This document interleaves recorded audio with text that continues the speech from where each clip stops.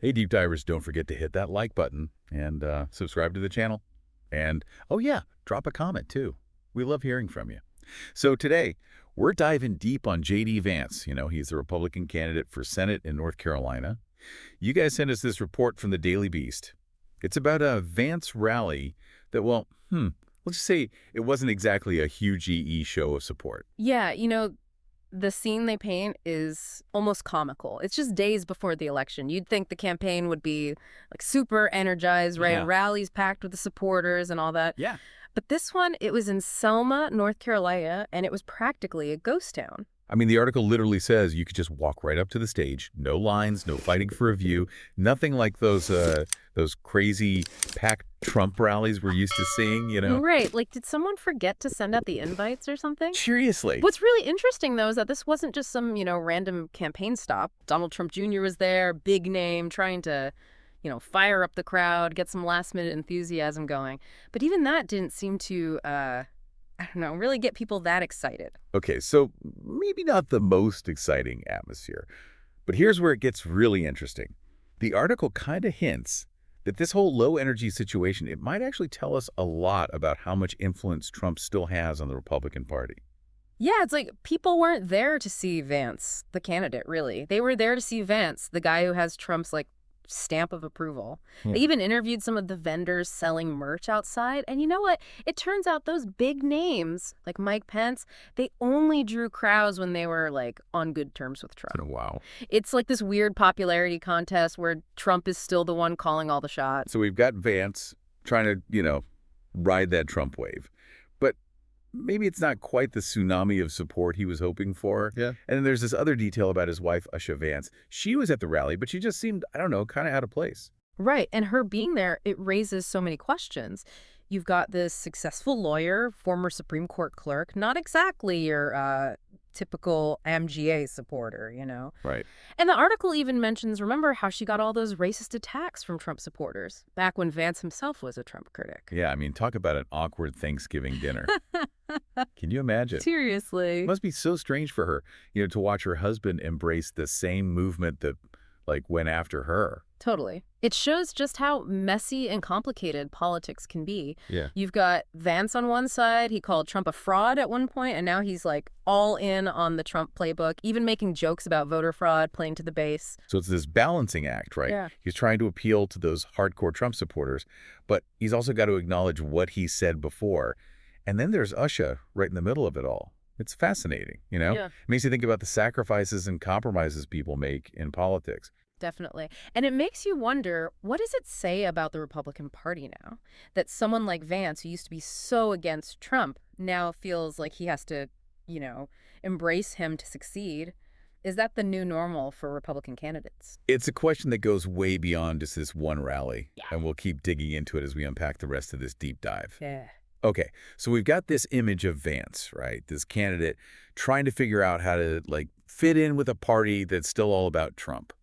But remember, those vendors, the ones selling all the merch outside the rally. Yeah. The Daily Beast actually talked to them. Oh, interesting. And what they had to say was, really eye-opening. They're I don't know, those unofficial pollsters, right? They see firsthand which candidates people are really excited about just by, how much merch they're selling. Exactly. And it's not even just about who's popular. It's they get a sense of why people are supporting certain candidates. One vendor said that Kamala Harris merch was, a total flop back in 2019. Right. But Pete Buttigieg and Bernie Sanders stuff, they were selling out like crazy. Wow, that's fascinating. You get this, ground level view of what's going on in politics. It's you can almost feel the energy shifting, from one election to the next. And what's interesting is that, a lot of Vance's appeal, at least according to these vendors, it seems to be tied directly to Trump. It's less about, J.D. Vance the guy and more about J.D. Vance the guy Trump endorsed. That makes you wonder, what happens if, Trump kind of fades away, Can Vance keep that same level of support just on his own? Or is he, I don't know, just riding the coattails of someone who's, on their way out? It's a question that's kind of hanging over this whole campaign, right?